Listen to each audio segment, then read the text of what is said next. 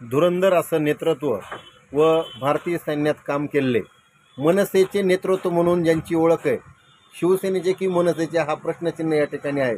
मात्र त्यांची या निवडणुकीबद्दलची भूमिका आपण या ठिकाणी जाणून घेणार आहोत। मी आदरणीय दादांना विनंती करतो की त्यांनी ही जी लोकसभा निवडणूक होते याबद्दल आपली भूमिका मांडावी। सर्वप्रथम मनसेचा की सेनेचा, पण मी भारतीय सेनेचा, त्याच्यामुळे जे देश हितासाठी काम करेल अशा लोकांनाच निवडून दिलं पाहिजे। आणि ते निवडून देत असताना आपल्या भोवतालचे आणि आपल्या मालाला आपल्या याला जो भाव देईल त्या लोकांचा विचार करणं गरजेचं आहे असं मला वाटतं। थँक्यू, धन्यवाद।